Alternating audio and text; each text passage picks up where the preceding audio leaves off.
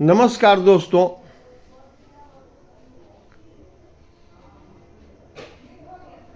इसके पूर्व भी मैं YouTube पर देश के ज्वलन समस्याओं पर लाइव हुआ था। उसी से संबंधित आज जब वैचारिक सीमा, सहन शक्ति, जो अन्याय, आम जनों का शोषण, जो देश की आज़ादी के बाद हमारे पूर्वज भी झेले,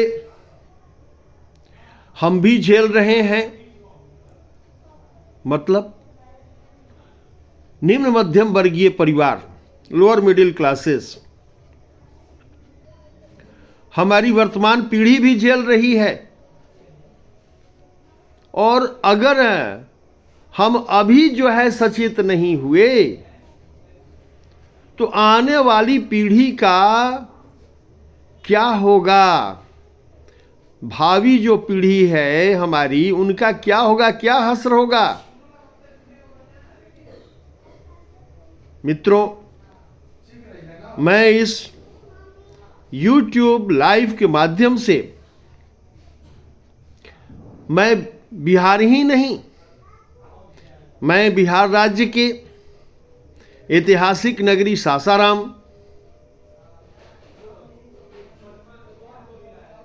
सासाराम नगर निगम से लाइव हो रहा हूं। मैं एक शिक्षाविद सह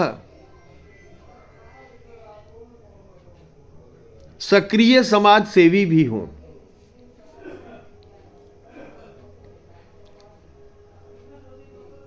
मित्रों, केवल बिहार ही नहीं, देश के बेरोजगार छात्र युवकों को मजबूत संदेश प्रदान करना, यही आज मेरा संदेश है और संक्षिप्त मैं प्रस्तुत होने जा रहा हूं। देश की आजादी के बाद जनसंख्या जो है बढ़ती चली गई, गरीबी बढ़ती चली गई, महंगाई बढ़ती चली गई, और अब तो लगभग 10 वर्षों से देश में एक अलग, सभी पार्टी के राजनेताओं द्वारा एक अलग प्रचलन, मुफ्त सहायता देने का, जिसे फ्री वीज के नाम से जाना जाता है, वो प्रचलन शुरू हो गया है।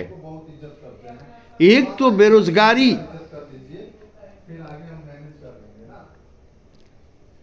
बेतहाशा है, महंगाई असहनीय है, गरीबी की त्रासदी, निम्न मध्यम वर्गीय परिवार, लोअर मिडिल क्लासेस बखूबी झेलता चला आ रहा है। और दूसरी तरफ अब तो असहनीय हो गया किसी भी बुद्धिजीवी के लिए, चाहे वो किसी धर्म या जाति के हों। अब जो हमारे पूर्वज झेल चुके, हम सभी बुद्धिजीवी होने के नाते इस लगभग 60 अपने जीवन के 60 वर्ष के पड़ाव पर हैं। और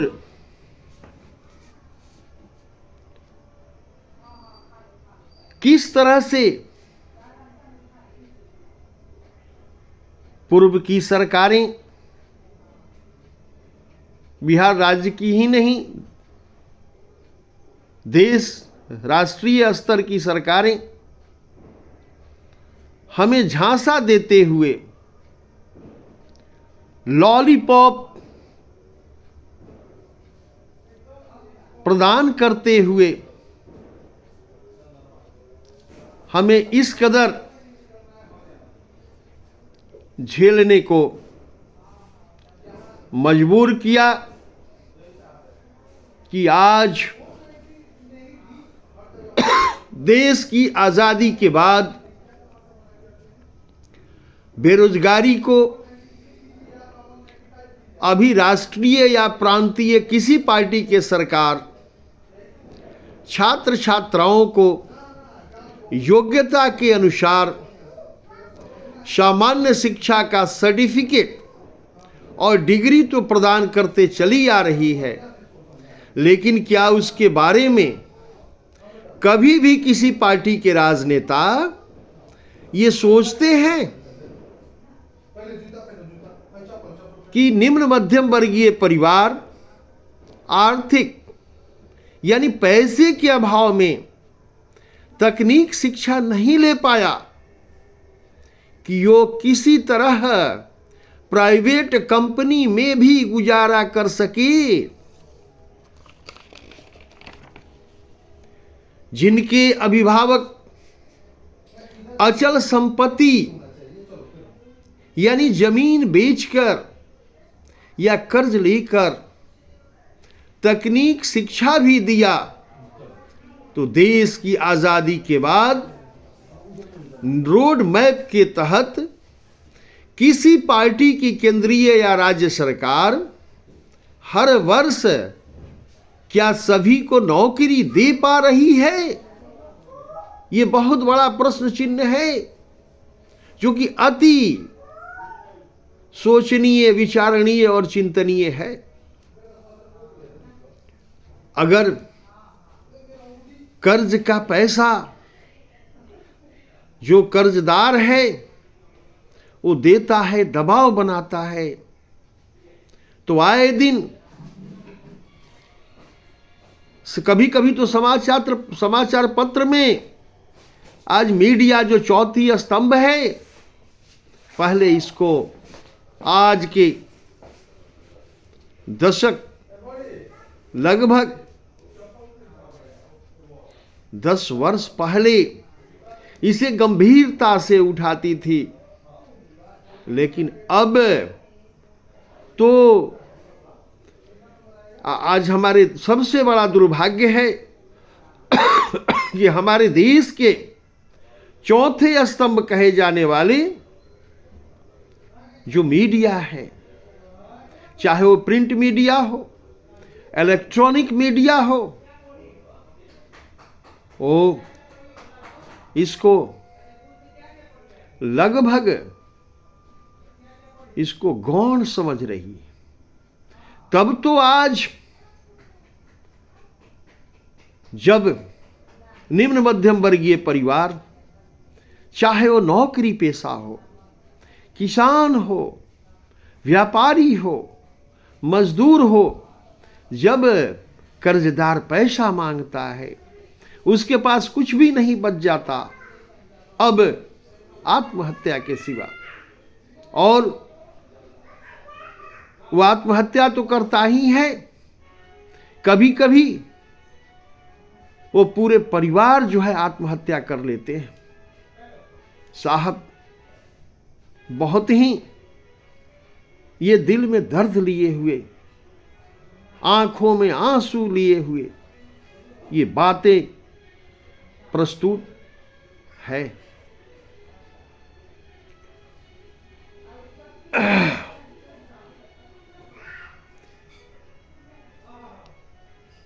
दूसरे तरफ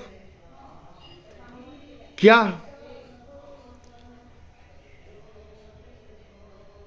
भारतीय सरकार पूर्व के केंद्र सरकार या राज्य सरकार, बिहार राज्य सरकार भारतीय संविधान के तहत सभी धर्म और जाति के निम्न मध्यम वर्गीय छात्र छात्राओं, बेरोजगार, जिनकी उम्र 18 से 30 वर्ष तक को नौकरी में ट्रेनिंग सुविधा प्रदान नहीं कर सकते हैं, तो कोई भी राजनीतिक पार्टी इन युवाओं से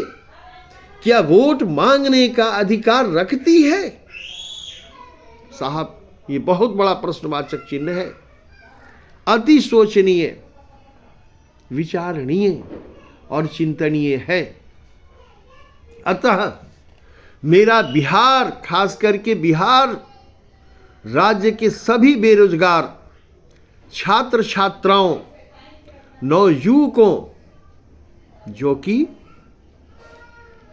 निम्न मध्यम वर्गीय परिवार, लोअर मिडिल क्लासेस से आते हैं, उनसे अपील है, उनके अभिभावकों से भी अपील है कि अपने कल्याण हेतु अब हमें एक आम आवाम के कल्याण हेतु कदम, मजबूत कदम तो उठाना ही पड़ेगा। अब कुछ भी नहीं है, कोई दूसरा विकल्प नहीं बच जाता है। ये अंतिम विकल्प है जो कि हमें, अगर हम बुद्धिजीवी हैं, मानव बुद्धिजीवी हैं, तो हमें ये कदम अभी से ही बिहार, जो कि बिहार, आगामी बिहार विधानसभा चुनाव है इस साल नवंबर तक, उसके पहले कि हमें सोचकर, विचार कर, चिंतन कर अभी से ही अपने दिमाग में ये बैठाना है कि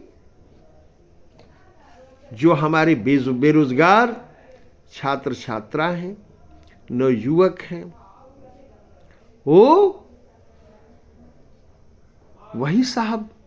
वही तो पूरे उत्साह के साथ सरकार बनाते हैं, वोटिंग करते हैं, इसके पहले कि अभी से ही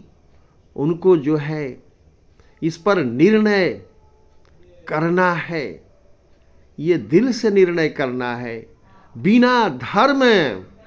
और जाति और इसके साथ ही किसी भी लोक लुभावने नारे या गुप्त जो लेन देन, आर्थिक भ्रष्टाचार जो चुनाव के समय होता है, उसको सबको धत्ता बताते हुए, नकारते हुए,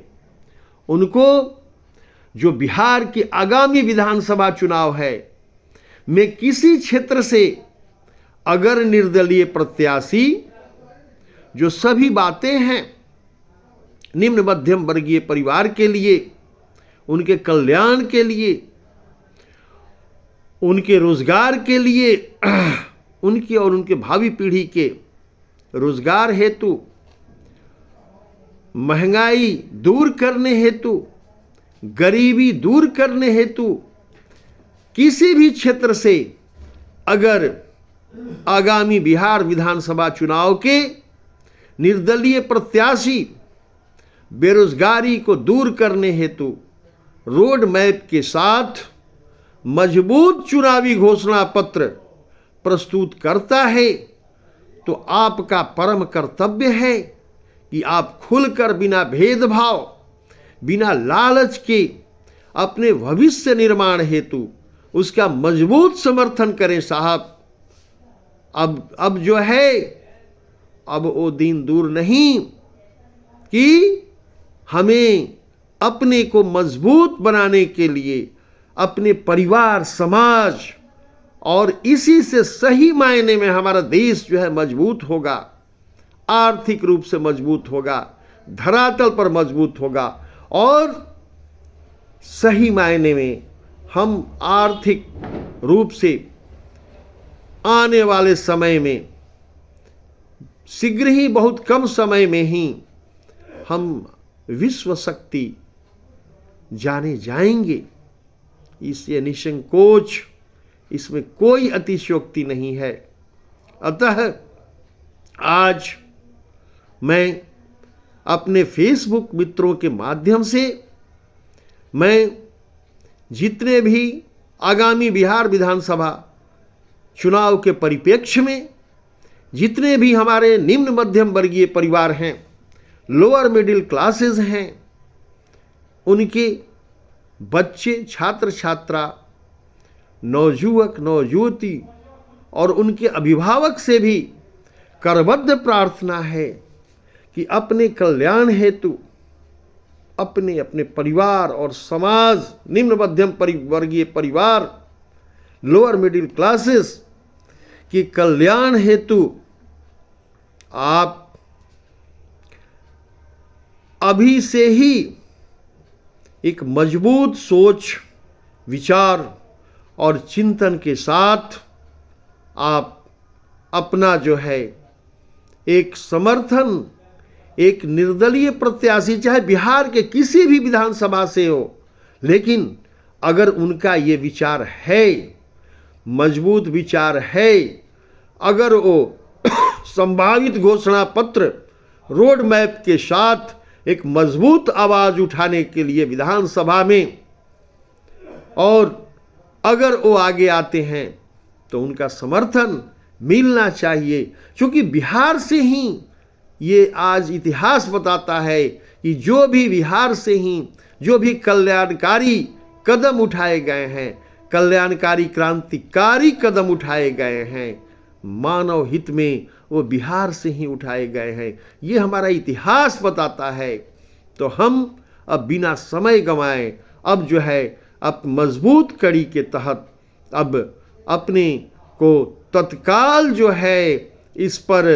अपना मंतव्य रखते हुए और इस YouTube लाइव को आप जरूर जो है एक अलग नए विचारधारा के तहत आप एक स्थान दें। तो ये बहुत ही ये हमारी और हमारी पीढ़ी के लिए बहुत ही ये लाभदायक सिद्ध होगा। और सही मायने में जो हमारी स्वराज की संकल्पना है, वो मजबूत इरादे के साथ, संकल्पना क्या है? परहित सरिस धर्म नहीं भाई, पर पीड़ा सम नहीं अधमाई। और जज्बा क्या है? इकबाल साहब का शेर है, खुदी को कर बुलंद इतना कि हर तकदीर से पहले खुदा बंदे से पूछे बता तेरी रजा क्या है। और ये इसी के साथ मैं अभी अगले YouTube लाइव तक मैं आपसे अपना संबंध विच्छेदित करता हूँ और बहुत बहुत शुभकामना, धन्यवाद के साथ सभी को नमस्कार।